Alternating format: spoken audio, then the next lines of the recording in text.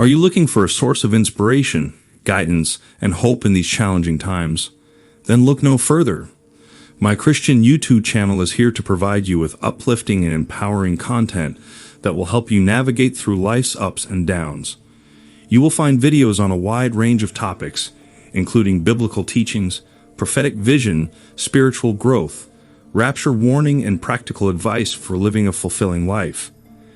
Each video is carefully crafted to offer a unique perspective on the Christian faith and to help you deepen your relationship with God.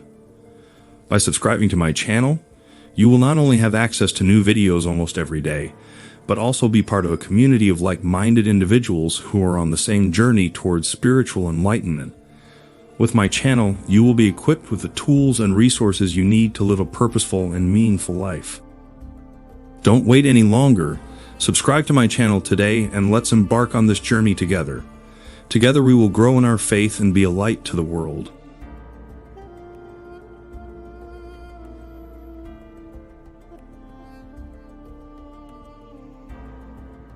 Greetings, fellow seekers of truth and enlightenment. Today's video is about a remarkable individual, a brother by the name of Brian, who has been blessed with many profound revelations from God.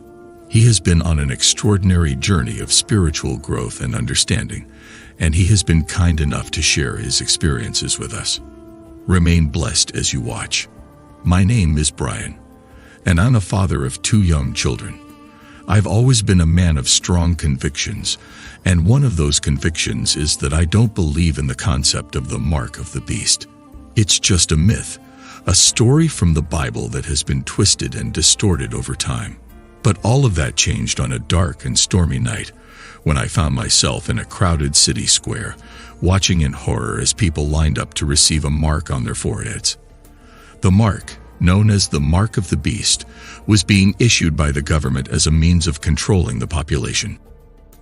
Those who refused to take the mark would be hunted down and punished. I looked around frantically for a way out, but there seemed to be no escape.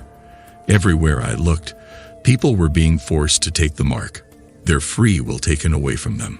I felt a sense of hopelessness and despair wash over me as I realized that there was nowhere to hide. As I began to accept my fate and move forward to take the mark, I felt a hand on my shoulder. I turned to see an angelic figure with bright white wings, dressed in a shining armor. It looked at me with kind eyes and said, "This is not the end. There is still hope for salvation. Do not take the mark. It is the path to eternal damnation." Also, I saw myself somewhere and I began to notice strange occurrences happening around me. Tensions rising between countries, particularly between the United States and China. Rumors of war were circulating, and natural disasters seemed to be happening more frequently. It was as if the world was on the brink of collapse. Then another day I had a prophetic dream. I saw the world was in chaos, and it seemed like there was no end in sight. The war between the United States and China had escalated to a dangerous level, with both sides resorting to using nuclear weapons. I saw myself in New York, with my family in our makeshift shelter. I heard the sound of sirens wailing in the distance. My heart began to race as I knew what it meant. A nuclear bomb was heading towards New York City. I hugged my wife and children close, knowing that this could be the end for us. The ground shook as the bomb detonated, and a bright light filled the sky. I closed my eyes, bracing for the impact. When I opened them again, I was shocked to find that we were still alive. But the world outside was a different story. The bomb had decimated the city, leaving nothing but rubble and ash in its wake. The sight was devastating, and I felt a wave of grief wash over me as I thought of all the innocent lives lost. I knew that this was just the beginning, and that the world would never be the same again. As we emerged from the shelter and surveyed the destruction, I couldn't help but feel a sense of hopelessness. As the dust settled from the devastating attack on New York City, it became clear that the world had entered a new age of uncertainty and danger. The war between the United States and China had reached a stalemate, with both sides suffering heavy losses and neither able to gain the upper hand. In this vacuum of power, another world power emerged to take control, Russia.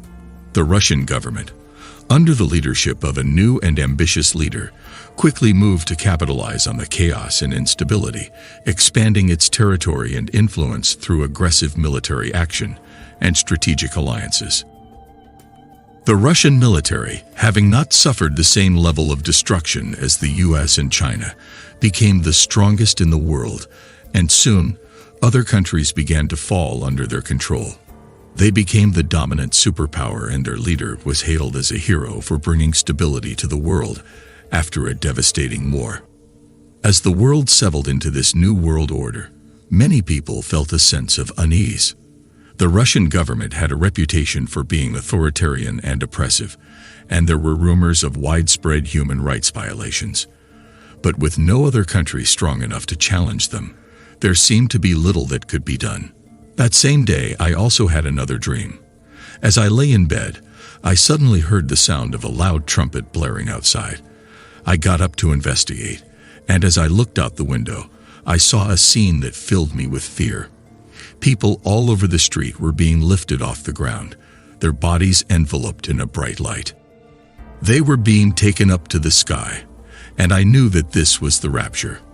I quickly grabbed my family, and we went outside to join the others. But as we looked up, we saw that not everyone was being taken. People were screaming and crying, begging to be saved as they were left behind.